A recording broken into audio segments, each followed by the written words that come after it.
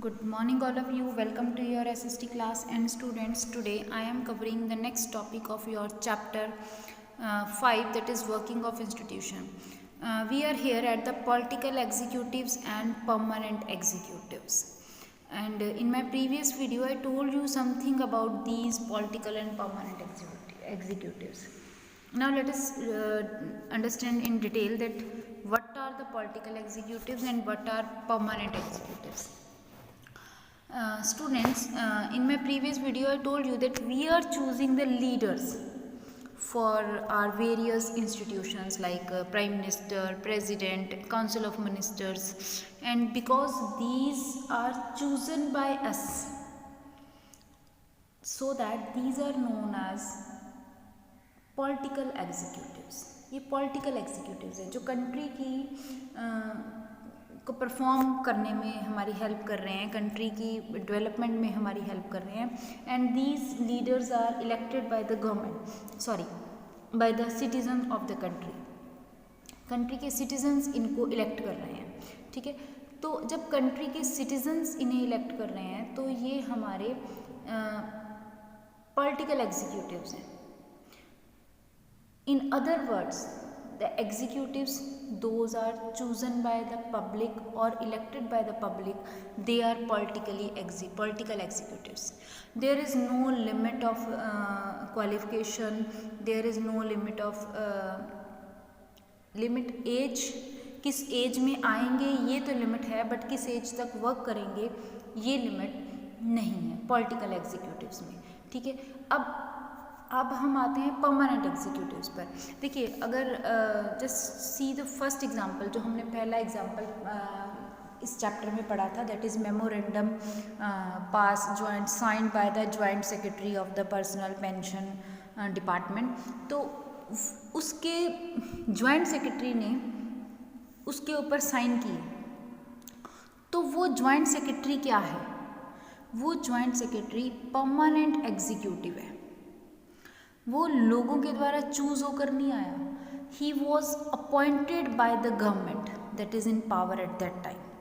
वो अपॉइंट किया गया गवर्नमेंट के द्वारा.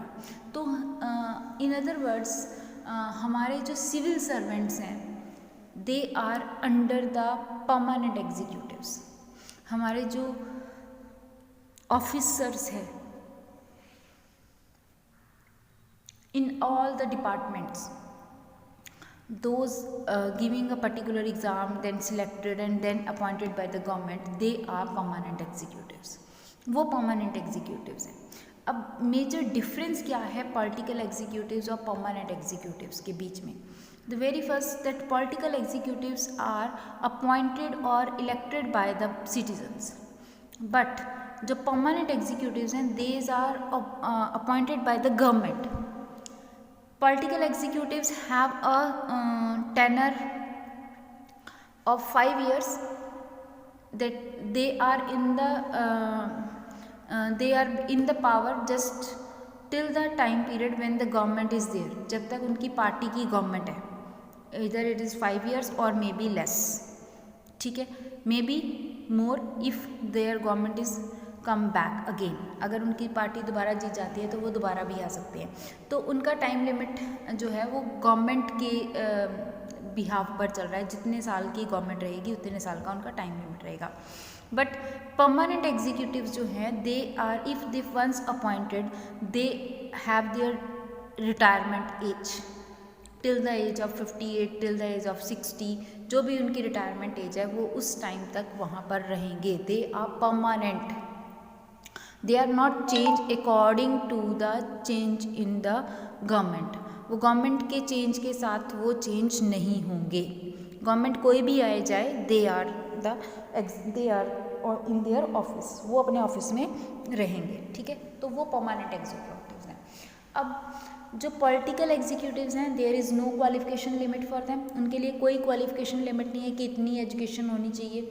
But for the permanent executive there is the qualification requirements कि ये पेपर होना चाहिए, इतनी क्वालिफिकेशन, इतनी percentage, that is.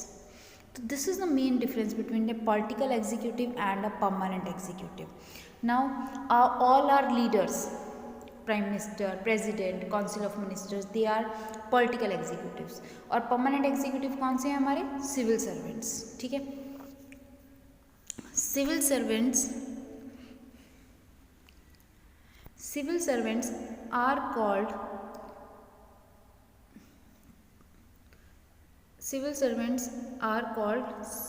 Civil services में, इसलिए वो सिविल सर्वेंट्स हैं। And they remain in office even when the ruling party changes, and these officers work under political executive and assist them in carrying out the day to day administration. और ये जो officers हैं ये political executives के under काम करते हैं। Any law that is frame by this the political executive that is started by the permanent executives, वो इन फोर्स में परमानेंट एग्जीक्यूटिव्स के द्वारा ही आता है। उनके साइन के बाद वो परमानेंट वो इन लॉज में बन जाता है। ठीक है, minister take the advice of expert on all the technical matters, but very often expert hold different opinion and place before her और more opinion depending on the minister, either they have to be accept their opinion or not.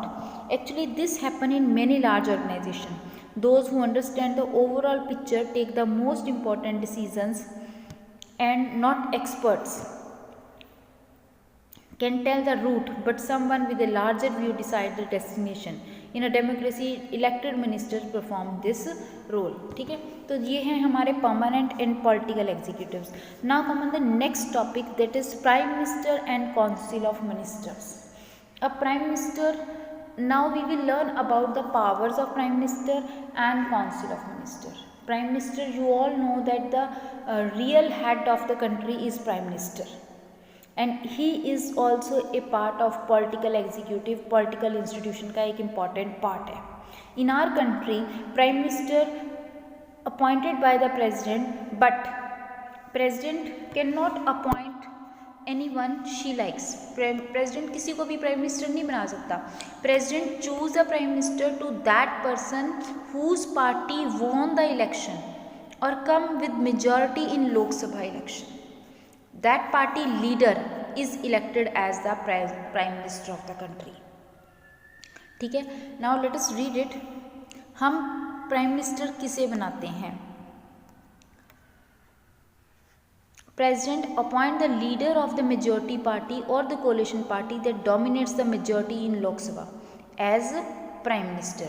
In case no single party or alliance gets a majority, अगर कोई भी single party और alliance को majority नहीं मिलती है, the president appoint the person most likely to secure a majority support. तब president किसी भी person को appoint कर सकता है जो उसे लगता है कि ये majority ले लेगा within few months, और उसको ये फिक्स करना पड़ता है कि फिक्स टेन्योर में वो उस मेजॉरिटी को हासिल कर ले, अदरवाइज उसे रिज़ाइन देना पड़ता है. ठीक है, he continues in power so long as he remain the leader of the majority party और कोalition. और कोई भी व्यक्ति प्राइम मिनिस्टर तब तक रहेगा जब तक वो मेजॉरिटी पार्टी का लीडर है, जब तक वो मेजॉरिटी के साथ काम कर रहा है. अगर वो मेजॉरिटी हट जाती है तो उसको प्राइम मिनिस्टरशिप से भी रिज़ाइन देना पड़ेगा. वन मोर थिंग, अगर एक पर्सन प्राइम मिनिस्टर से रिज़ाइन देता है तो उसके साथ साथ उसके काउंसिल ऑफ मिनिस्टर्स को भी रिज़ाइन देना पड़ता है. ठीक है, once appointed the prime minister, then prime minister appointed the council of minister.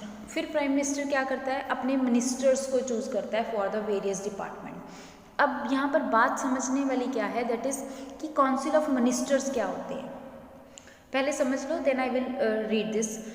Council of ministers are the ministers those having the power to look after various departments. Council of minister बच्चे government कुछ persons को कुछ departments hold करती है, जैसे ये गृह मंत्री है, रेलवे मंत्री है, रक्षा मंत्री है, डिफेंस मिनिस्टर्स हैं. तो ये सब क्या हैं? ये हमारे काउंसिल ऑफ मिनिस्टर्स हैं. अब one more thing, there is two type of ministers, council of ministers and cabinet ministers. If we are talking about the council of ministers, then we are talking about the all the ministers those having the different to hold different departments. जो different departments को hold कर रहे हैं, they all are under the council of ministers. There are 50 to 60 council of ministers. because we have 50 to 60 departments in our country, those heard the different things. Okay, but if we are talking about the cabinet ministers, then there is only 15 to 20 cabinet ministers. These are the ministers of important departments. They have special importance. वो ministers हैं जिनकी special importance है, जो major departments हैं, like home minister, like railway minister, like defence minister, like foreign minister. ठीक है, ये क्या है, ये मेजर डिपार्टमेंट्स हैं जो पूरे कंट्री की बागडोर को संभाले हुए हैं. तो these ministers are known as cabinet ministers. One more thing, when there is a meeting of council of minister, then all these ministers have to be participate, including prime minister. But if there is a meeting of cabinet ministers, then only those council of ministers can join that meeting. Those are invited to attend the meeting of cabinets. Otherwise they are not allowed to attend the meeting of cabinets. तो ये difference है council of minister और cabinet of ministers में. Council of ministers भी prime minister ही choose करता है और शपथ कौन दिलाता है, by the president, and cabinet also. ठीक है, तो काउंसिल में से कैबिनेट है. ठीक है, let us read it now. The ministers, prime minister is free to choose a minister as long as they are member of parliament. Sometime a person who is not a member of parliament can also become a minister, but such a person has to get elected to one the house of parliament within the 6 months of appointment. Okay, now council of minister is official name for the body that includes all the minister. It has usually 60 to 80 ministers of different ranks. Okay, now come here. Cabinet ministers are usually top level leaders of ruling party who are in charge of the cabinet minister of the major ministries. वो major ministries के in charge हैं. Usually the cabinet minister meet to take decision in the name of council of minister. Cabinet is thus the inner ring of the council of minister. It comprises about 20 ministers. Near 20 ministers जो है वो cabinet में आते हैं. Ministry of state with independent change are usually in charge of smallest. Ministry of state में क्या होते हैं, जो स्मॉलेस्ट मिनिस्ट्रीज आती हैं. They participated in cabinet meeting only when specially invited. वो तभी पार्टिसिपेट करेंगे जब उन्हें इन्वाइट किया जाएगा. Ministers of state are attach to and request to assist cabinet minister. और जो मिनिस्टर ऑफ स्टेट्स होते हैं वो अटैच्ड होते हैं, रिक्वेस्टेड भी होते हैं कैबिनेट मिनिस्टर्स के साथ. ठीक है, अब आ जाता है कि हालांकि इनकी मीटिंग्स रेगुलर नहीं होती हैं, मेजर डिसीजंस जो हैं कैबिनेट मीटिंग्स ले लेती हैं. That's why parliamentary democracy is most countries often known as the cabinet form of government. अब ज़्यादातर डिसीजन कौन लेता है, कैबिनेट मिनिस्टर्स. इसीलिए जो गवर्नमेंट है उसको हम cabinet work of form of government भी कह देते हैं. ठीक है, जबकि एग्जैक्ट डेमोक्रेसी कब है, जब सभी को साथ लेकर चलेंगे, सभी के साथ डिसीजन लिया जाएगा. ठीक है, चलिए now come on the next. No minister can openly criticise any decision of the government even if it is about another ministry और department. Every minister has secretaries who are civil servants. अब हर minister के पास secretary होता है जो civil servant होता है, जो पॉलिटिकल एग्जीक्यूटिव नहीं है, परमानेंट एग्जीक्यूटिव है. ठीक है, और जो कैबिनेट की हेल्प कर रहा है डिसीजंस लेने में. ठीक है, this include many civil servants. इसलिए बहुत सारे सिविल सर्वेंट्स होते हैं जो कि इन वर्किंग ऑफ मिनिस्टर्स की हेल्प करते हैं. Now come on the powers of the prime minister. अब हम लर्न करेंगे कि प्राइम मिनिस्टर की क्या क्या पावर्स हैं. As you all know that prime minister is the head of its leader. अपनी पार्टी का हेड है वो, इसीलिए उसको प्राइम मिनिस्टर चूज़ किया है. वो अपनी पार्टी का हेड है. उसके साथ साथ प्राइम मिनिस्टर गवर्नमेंट का भी हेड है, real head of the government also. All the ministers are work under prime minister. जो भी मीटिंग्स होती हैं that is under prime minister. Decisions, major decisions of the party as well as the government is taken by prime minister. ठीक है, prime minister distribute and redistribute the work to the minister. He also has a power to dismiss the ministers. वो ministers की powers को dismiss भी कर सकता है. अगर उसे ये लगता है कि मिनिस्टर सही काम नहीं कर रहा है, या ये मिनिस्टर दूसरे डिपार्टमेंट में बेस्ट है इसलिए वो उसको चेंज भी कर सकता है, ठीक है। If the cabinet is the most powerful institution in India, with in the cabinet it is the prime minister who is the most powerful. The power of the Prime Minister in all parliamentary democracy of the world have increased so much in recent decades that parliamentary democracies are sometimes seen as prime ministerial form of government. इसलिए parliamentary form of government को हम prime ministerial form of government भी कह देते हैं. Why? Because all the powers are in the hand of prime minister. Okay बाकी